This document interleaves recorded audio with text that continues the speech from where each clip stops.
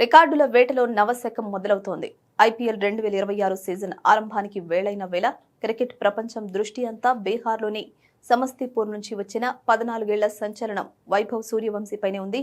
అత్యంత పిన్న వయసులోనే లీగ్లో అడుగుపెట్టి సంచలనం సృష్టించిన ఈ ఎడమ చేతి వాటం బ్యాటర్ ఇప్పుడు రాజస్థాన్ రాయల్స్ తరఫున సరికొత్త సవాళ్లకు సిద్ధమవుతున్నాడు. గత సీజన్లోనే 7 మ్యాచ్ల్లో 200కు పైగా స్ట్రైక్ రేట్తో 252 పరుగులు చేసి తన రాకను ఘనంగా చాటిన వైభవ్ ఇప్పుడు రియాన్ పరాగ్ సారథ్యంలో బరిలోకి దిగుతున్నాడు.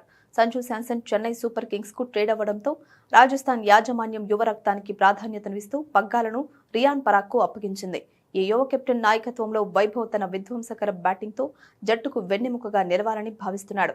ఇటీవల అండర్-19 ప్రపంచ కప్ ఫైనల్లో ఇంగ్లాండ్పై 175 పరుగులు చేసి మ్యాచ్ విన్నర్గా నిలిచిన ఈ కుర్రాడు తనలోని ఆత్మవిశ్వాసాన్ని మరింత పెంచుకున్నాడు.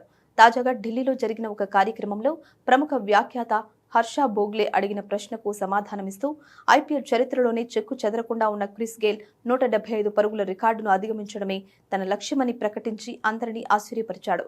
2013 నుంచి 15 ఏళ్లుగా అసాధ్యంగా కనిపిస్తున్న ఆ రికార్డును ఒక 14 ఏళ్ల కుర్రాడు సవాలు చేయడం అతనిలోని తెగింపుకు నిదర్శనం. వైభవ్ సూర్యవంశీ కేవలం వ్యక్తిగత రికార్డుల కోసమే కాకుండా జట్టు ప్రయోజనాలకే పెద్దపీట వేస్తానని చెప్పడం అతని పరిణతిని చాటుతోంది.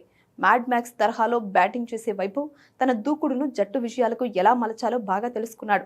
రాజస్థాన్ రాయల్స్ జట్టులో రియాన్ పరాగ్ వంటి యువ కెప్టెన్ ఉండడం తనకు ఎంతో కలిసొస్తుందని, ఇద్దరి ఆలోచన దృక్పథం ఒకేలా ఉండడంతో మైదానంలో స్వేచ్ఛగా ఆడే అవకాశం ఉంటుందని అతను భావిస్తున్నాడు. సంజు శాంసన్ వంటి దిగ్గజం నిష్క్రమించిన తర్వాత ఏర్పడిన లోటును పోడ్చడం అంత సులభం కాకపోయినా రాజస్థాన్ రాయల్స్ ఈసారి ట్రోఫీ గెలవడం ఖాయమని వైభవ్ ధీమా వ్యక్తం చేస్తున్నాడు. జట్టు కోసం తాను చేసే ప్రతి పరుగు జట్టును విజయం వైపు నడిపించడమే కాకుండా తన ఆటను కూడా ఉన్నత స్థాయికి తీసుకెళ్తుందని ఆయన వినయంగా పేర్కొన్నాడు.